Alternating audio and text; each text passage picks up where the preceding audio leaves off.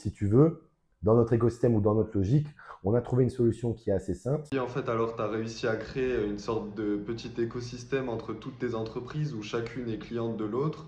Mais comment tu fais pour les gérer sans trop te disperser? Alors, déjà, il faut savoir que dans toutes les boîtes ce qu'on appelle nous les boîtes métiers, donc celles où il faut une personne qui a une vraie compétence, on va dire technique. Mm. On va prendre un exemple très simple. Un institut de beauté, je ne sais pas faire de massage. Je ne sais même pas Mm. si on a le droit de dire massage, parce que je crois que c'est un mot qui est réservé au kiné. Mais en tout cas, on n'a pas le droit de faire je ne sais pas faire des ongles, je ne sais pas épiler. Donc forcément, j'ai besoin de quelqu'un qui soit un technicien. Mm. Même constat dans une crèche, je sais gérer une crèche, mais je ne suis pas directeur de crèche. Donc j'ai besoin de m'appuyer sur quelqu'un qui a cette compétence. Pareil pour la boîte de placo d'isolation.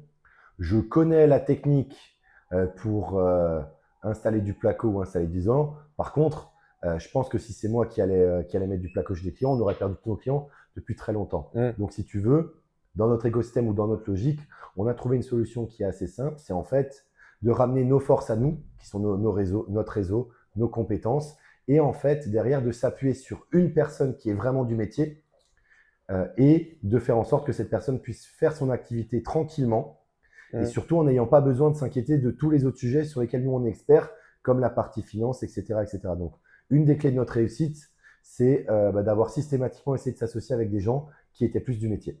Lui, c'est plus simple pour offrir un accompagnement personnalisé, c'est sûr.